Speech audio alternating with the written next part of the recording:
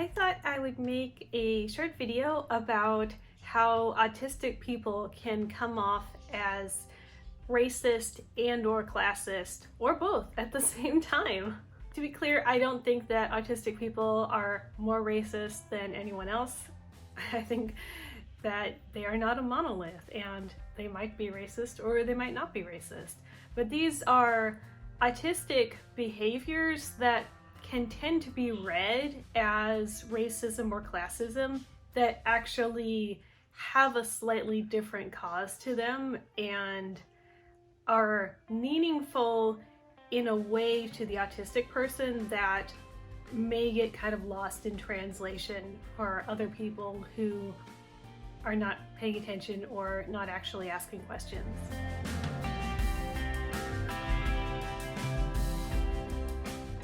So of the two concepts I'm going to discuss, the first one is that autistic people have a hard time getting wokeness, and especially they usually will not like something just for the woke points.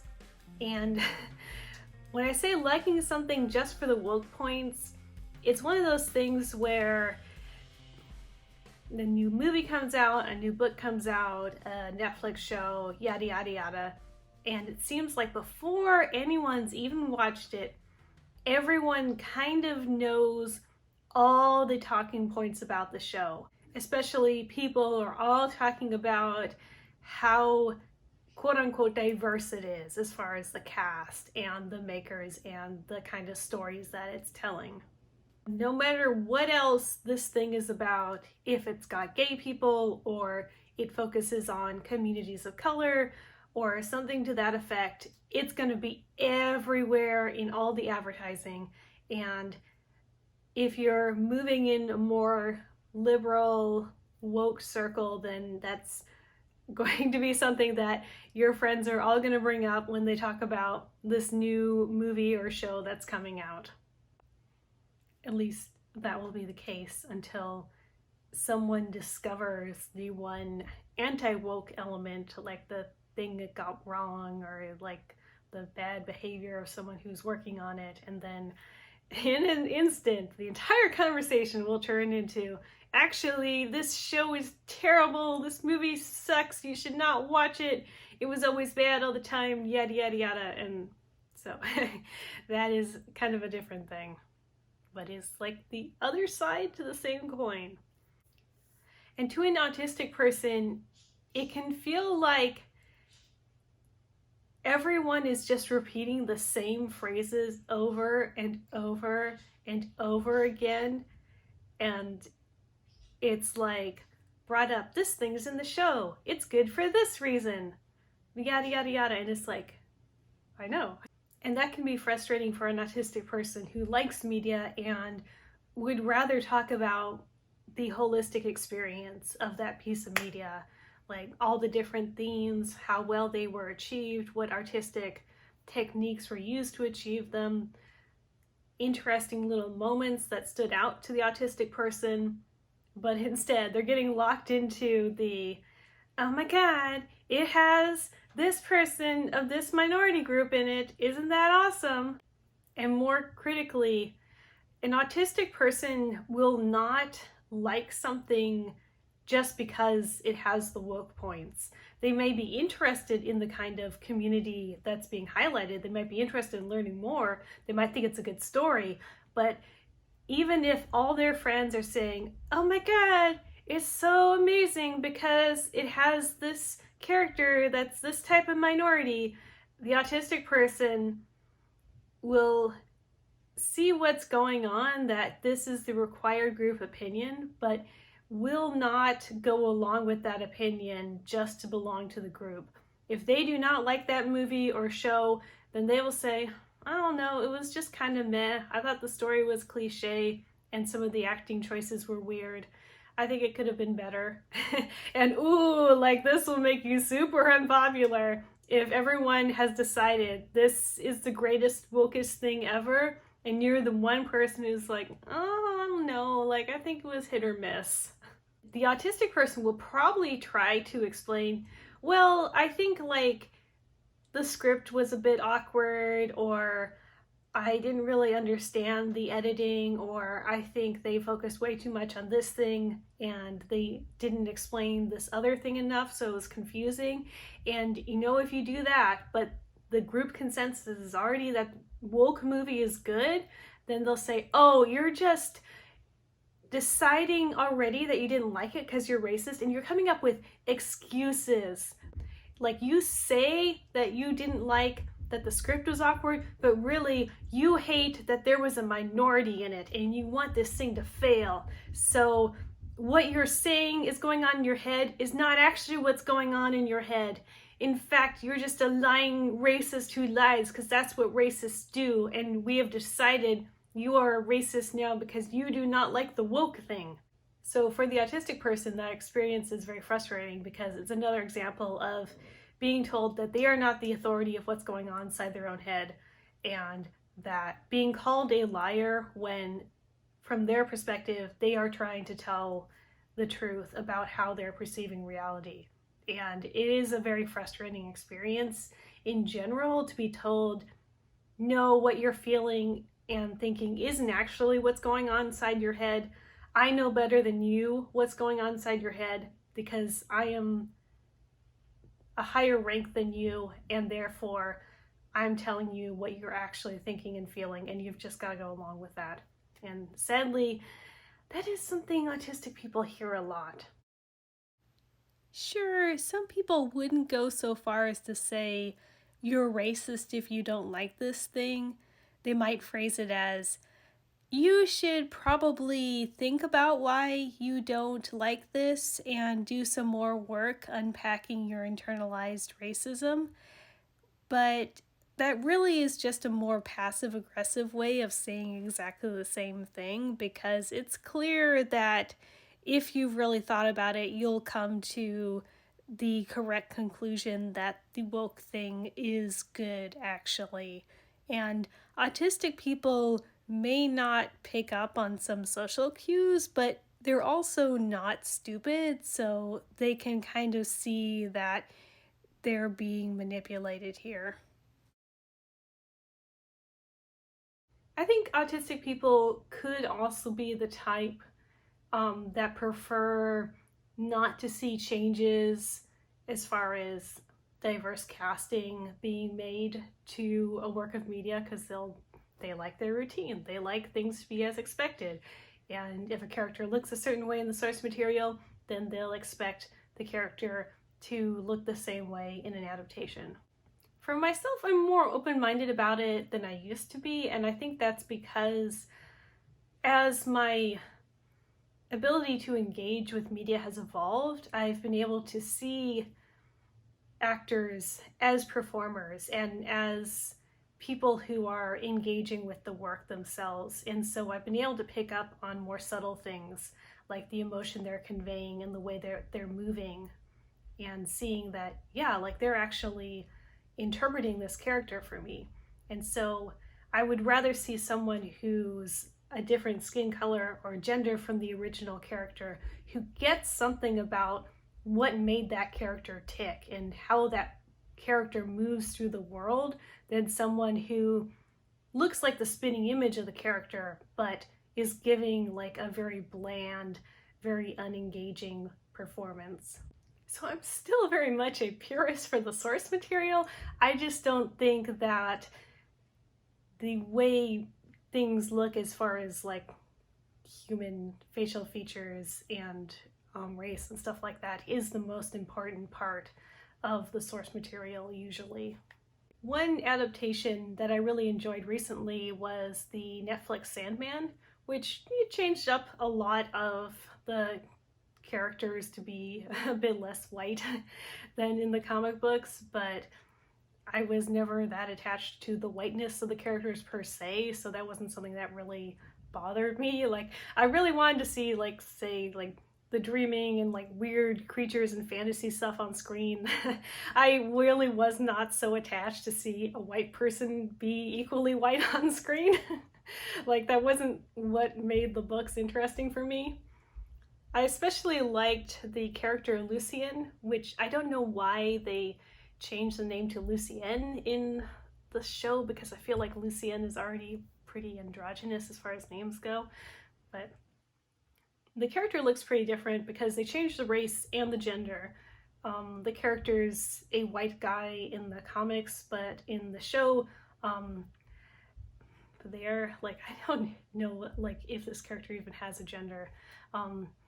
They're black and more of a femme character, but just the way this Lucian character acts is so butlery, so deferential and quiet and respectful, and also a little bit judgmental, which is exactly how the character should be. And also, I think because they did change the gender, I could see a little bit more of the caretaking aspect of this character, how Dream's just off getting into weird shit, making bad decisions, and Lucien's back holding down the fort being like, sir, could you not? There he goes again. So anyway, that was something that I enjoyed, but I'm not here to ramble about Sandman. I do think one autistic strength is that autistic people can be very open-minded with regards to media. They can get engaged with something that's very unfamiliar to them, that represents a different culture from their own, different time period, the experience of someone who grew up in a completely different environment, and just be really interested in that. Like, I don't know anything about this, I want to learn, like, what is that like? And they don't necessarily need to see their own experiences represented to enjoy something. On the other hand, that can come back to bite autistics in the butt, because if it becomes a special interest and they get obsessed with it, then they can kind of tip over into cultural appropriation, which is also a big no-no as far as woke culture goes. And the autistic is just like, but I really like this thing and piece of media, and I want to wear this stuff that's from the book, and I know it's not my culture, but I just think it's really cool. At least as far as cultural appropriation goes, then autistics will put in the time to do their research, to wear stuff and engage with stuff in the manner that was originally intended, and even to make an effort to support people from that culture. However, since wokeness does often depend very much on optics, they can still get in trouble even if they're trying their best not to be appropriative, just because it's very easy to pick on a white person who's wearing or doing something from another culture and be like, aha, I caught you. You are doing a cultural appropriation, and that is bad, and I will look better if I point out the bad thing.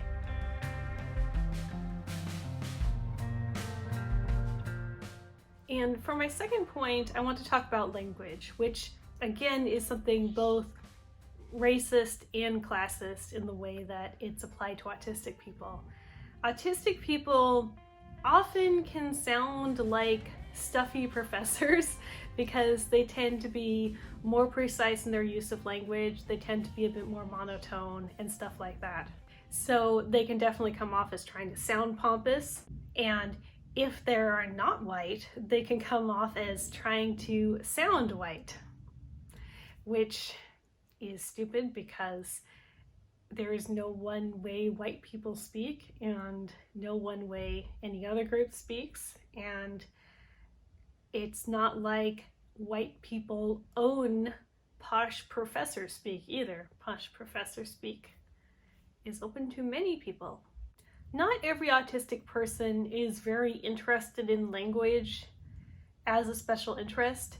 There is a stereotype that autistic people are more drawn to STEM fields. They're more interested in programming or engineering or mathematics, which I don't know how accurate that even is. If they do have a special interest in English language, for example, if they're very into linguistics and they've studied both their own language and other languages and they can sort of compare them.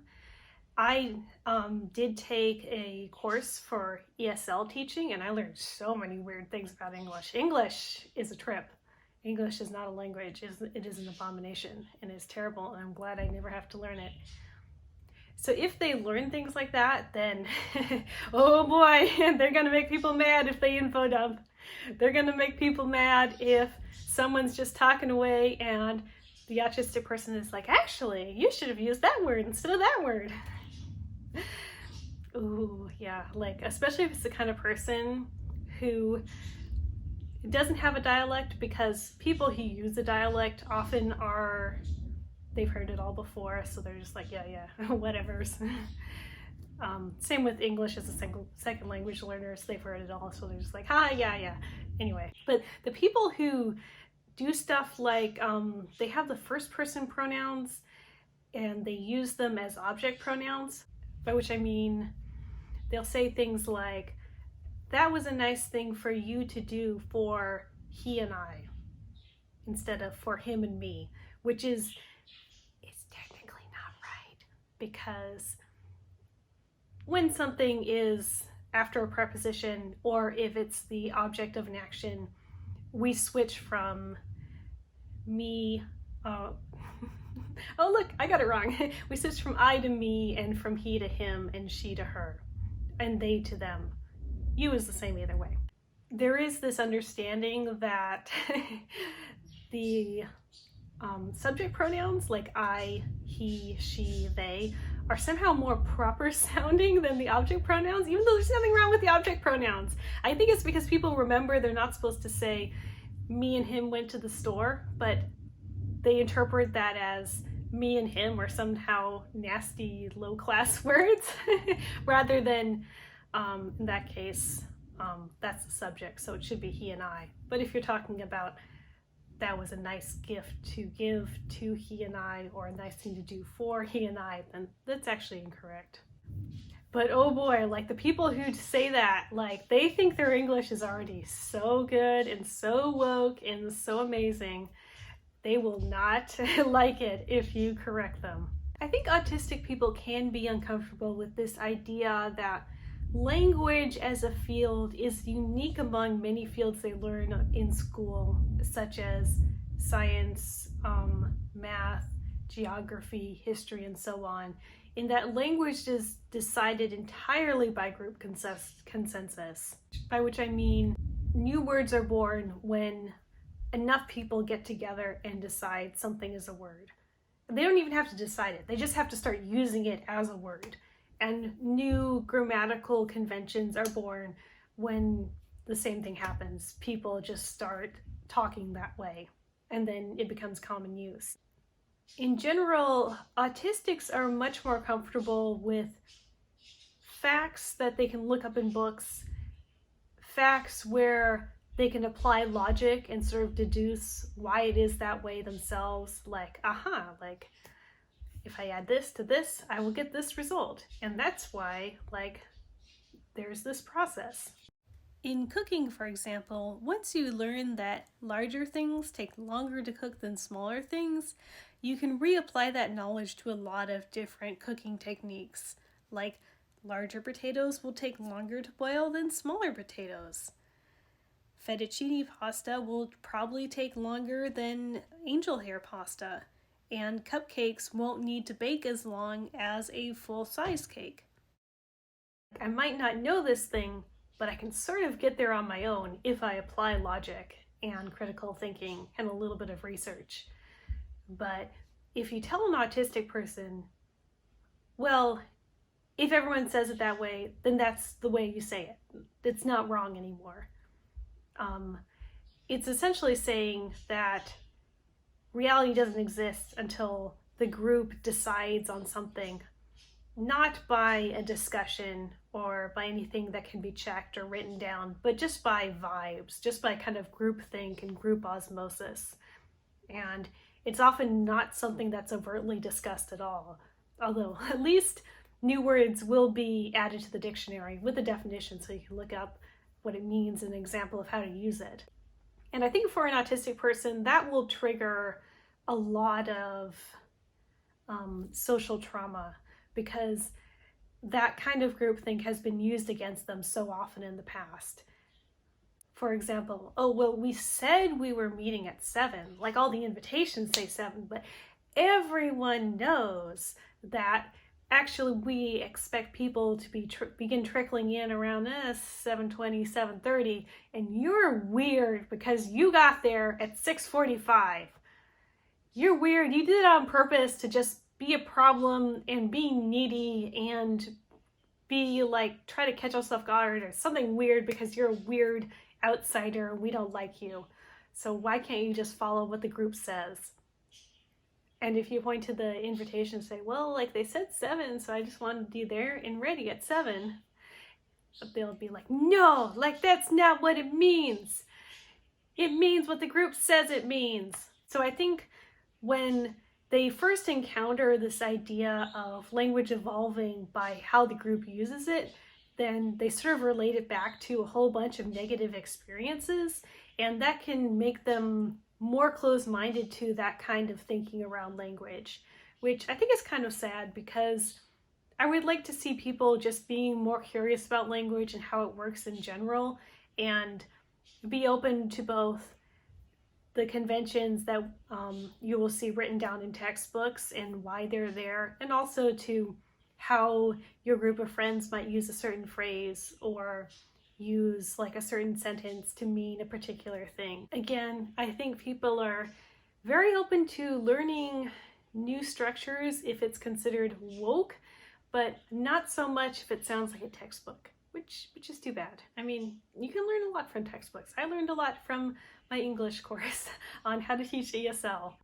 So anyway, the light is changing, and those are 2 ways that I think autistics can come off as very racist and classist, even though they're not really trying to be racist or classist in the way those are usually used. They're not trying to discriminate against anyone or be closed-minded. They may actually be trying to help people by sharing their knowledge and info dumping about language and grammar that no one wants to hear about. The light's gonna be really weird in this one. Sorry about that. But anyway, thank you for watching my video. I hope that it was a little bit thought-provoking. It was interesting for me to reflect a little bit on these topics as well. Bye!